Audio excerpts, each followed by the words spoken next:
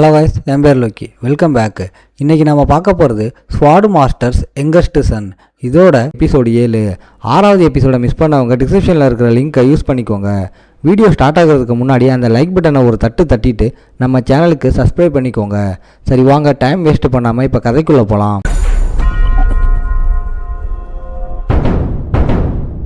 எபிசோட ஸ்டார்டிங்லேயே ஆனால் அவங்கள முறைச்சி பார்த்து பொய் சொல்லாதீங்கன்னு ஸ்ட்ரிக்டாக வார்னிங் தரா. ஜின்னை பார்த்து செம்ம பயமாக இருக்குன்னு அவங்க ஒத்துக்கிறாங்க. இந்த இன்டர்மீடியட் கிளாஸில் செம்ம டேலண்டாக இருக்கிறவன் மட்டும்தான் சர்வே பண்ண முடியும்னு ஆனால் சீன் போடுறா. இப்போ 3 to 5 ஸ்டார்ஸ் இருக்கிற ஸ்ட்ராங்கான கேடட்ஸ் மட்டும்தான் மிச்சம் இருக்காங்க. ஆனாவும் இந்த கேடட்ஸில் நிறைய பேரை சேர்த்துக்கிட்டாங்க. அவங்க ஹைட்டோனா டேட்டோனாவுக்கு ஹெல்ப் பண்ண அந்த ஆளுங்களை அனுப்பி நம்மளால வச்சு செய்ய ரெடி ஆகுறாங்க. சீன் இப்போ நம்மால் பக்கம் மாறுது. மிஷினை முடிச்சதும் நம்மளால ஷேடோ ஃபோர்ஸில் 4 ஸ்டார் ரீச் பண்ணிட்டான்.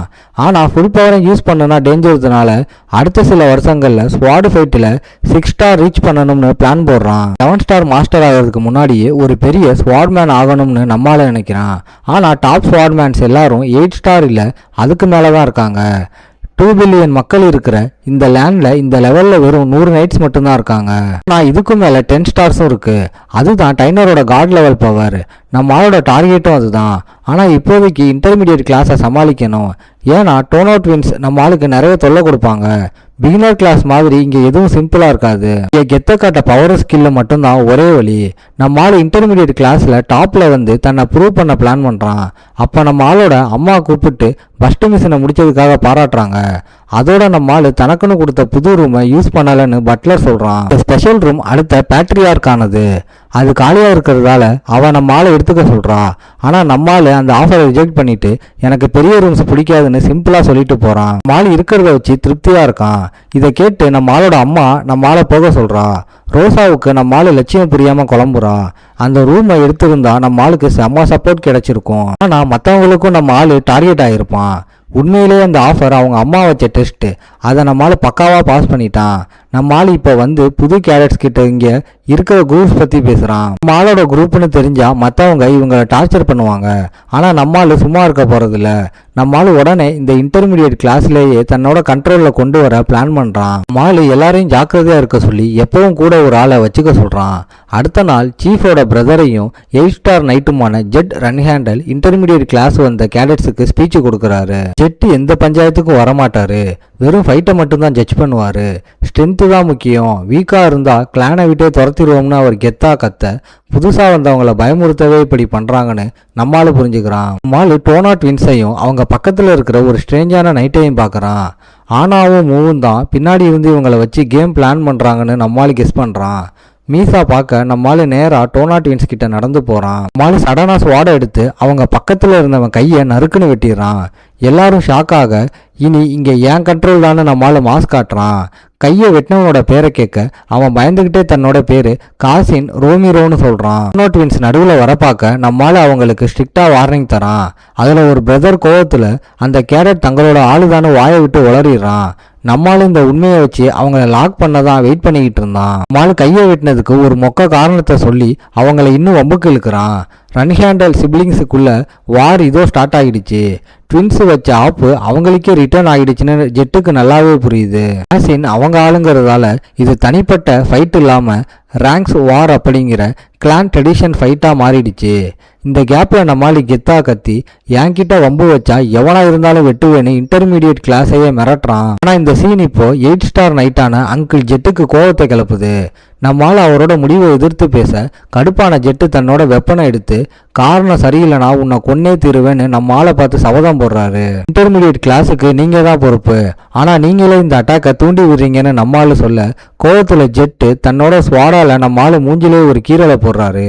ஆனால் நம்ம பையன் அசராம நான் இதுக்கெல்லாம் கோவப்பட மாட்டேன்னு கூலா சொல்கிறான். நம்ம ஆளு ஏன் ஜெட் கிட்ட நேராக சண்டைக்கு போகலன்னா இப்போ மோது நான் தோத்துவோம்னு நம்ம ஆளுக்கு தெரியும்.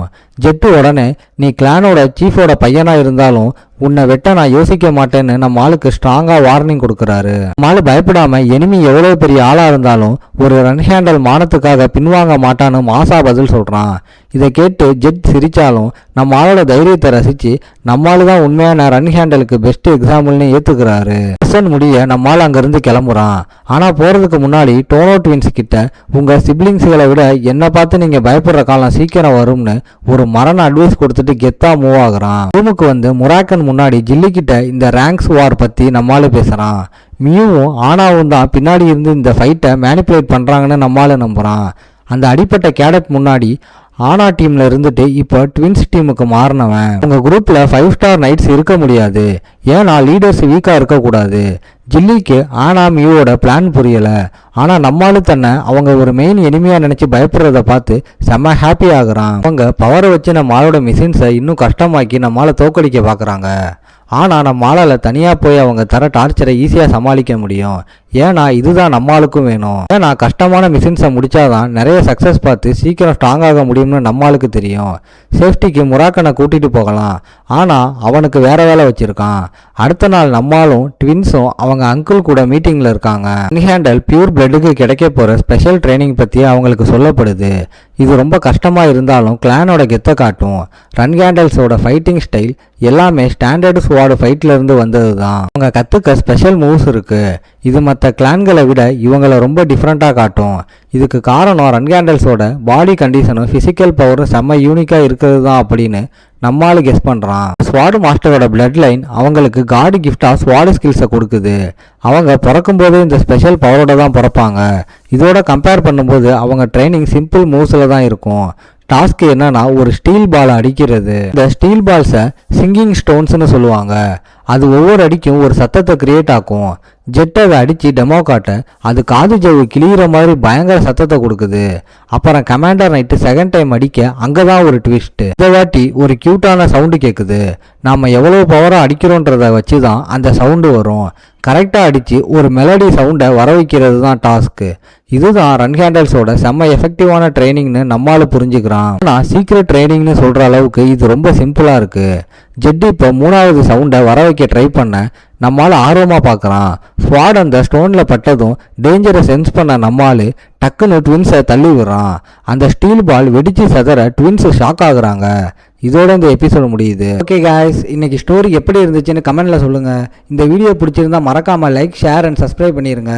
உங்களை நான் அடுத்த எபிசோட்ல பார்க்குறேன். Bye guys.